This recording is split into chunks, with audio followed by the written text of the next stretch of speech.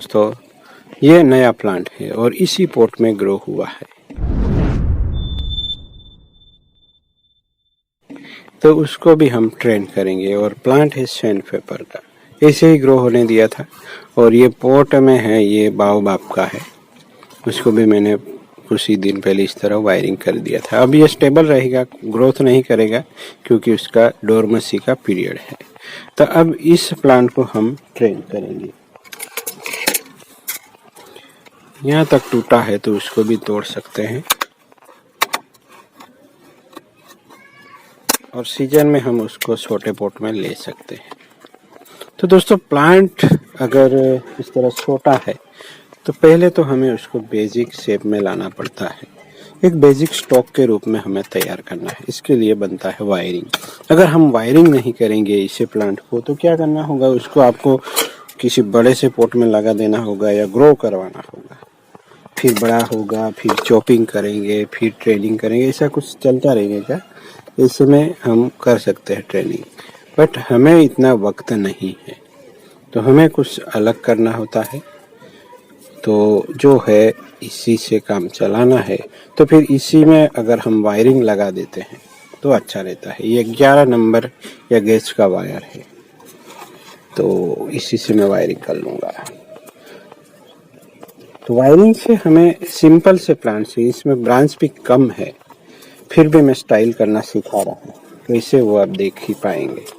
मैंने सिंपल सा रूल बना दिया है जो आपको कहीं नहीं सीखने को मिलेगा, वो भी मैं डिस्कस करूँगा। पहले भी डिस्कस कर चुका हूँ। अगर आप पहली बार देख रहे हैं तो वीडियो पूरा देखेंगे, मेरी बात सुनेंगे, तो शायद आप स्टाइल कर पाएंगे अगर पूरा वीडियो देखा तो इस तरह पैटर्न आप फॉलो कर सकते हैं। इस तरीके से वायरिंग करना होता है। बीच में कुछ आ जाता है तो इसको स्किप करके आगे चल सकते हैं।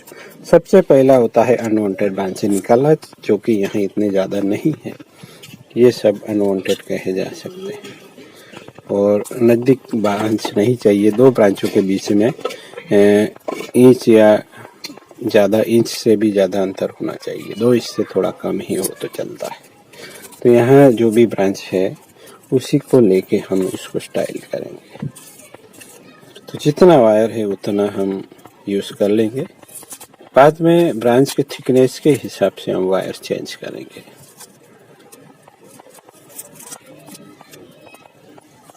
वायरिंग तो कर लिया, पर यहाँ वायरिंग से पहले का भी काम है दोस्तों। इस तरह अनवांटेड ब्रांच को निकाल देना, सुरक्षित दूरी करीब 1.5 इंच से ज़्यादा, और इसके बाद इस तरह कम कर देना ब्रांचों को। और हो सके तो अल्टरनेट रखते हैं हम यहाँ, तो इस तरह ब्रांचें कम हो जाती है।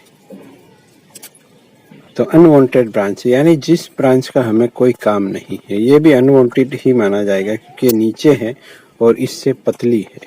नीचे वाली ब्रांच मोटी होनी चाहिए, जैसे कि ये है, उससे छोटी छोटी होती चली जानी चाहिए।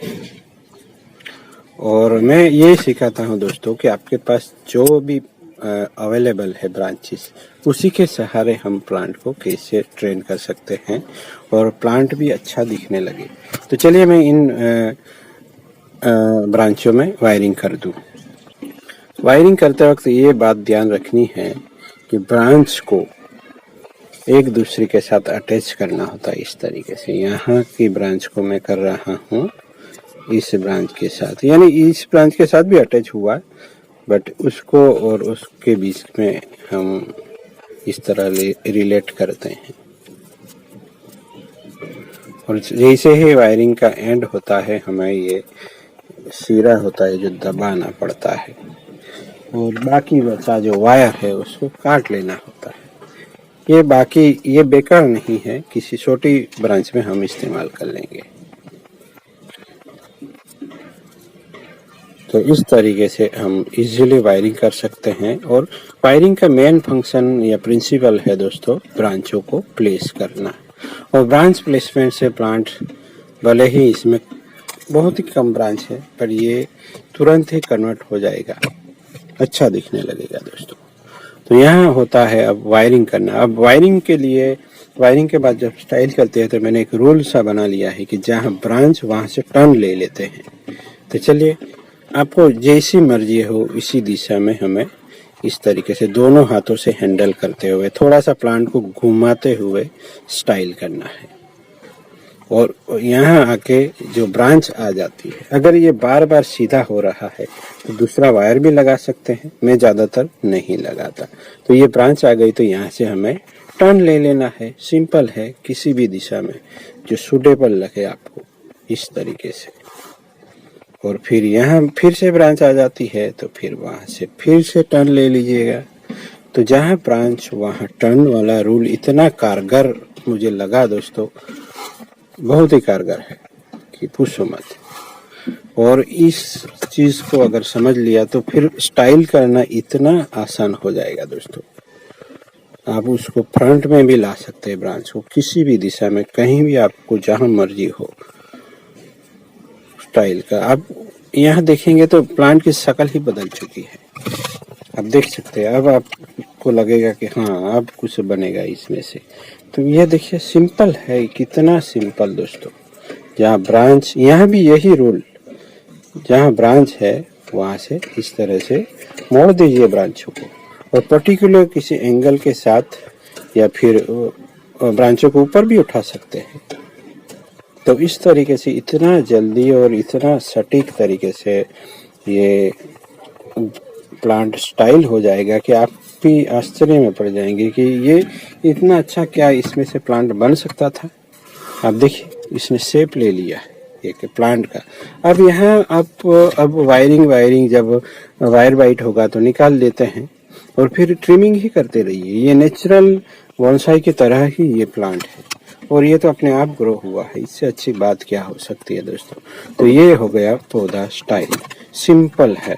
अगर वायर अवेलेबल नहीं है तो आप मुझे कमेंट कर सकते हैं, जल्द से जल्द अरेंज करके मैं आप लोगों तक पहुंचाने की कोशिश करूंगा। वैसे अभी टाइम इतना ज़्यादा नहीं मिलता, बट किसी को ज़रूरत है तो मैं इसके लिए अरेंज कर सकता हूं। और मैं जो सप्लाई करूंगा इसमें ये हमने यहाँ 17 नंबर का ये वायर इस्तेमाल किया और ये 11। तो इसी के बीच में जो वायर सूटेबल आते हैं 15 या जो भी नंबर है, 5 नंबर के वायर में भिजवाता हूँ। तो वो इस तरह छोटे से लेके मीडियम लार्ज साइज में भी स्टाइल कर सकते हैं आप लोग। तो मिलते हैं ऐसे ही नए टॉपिक के साथ। Thank you for watching.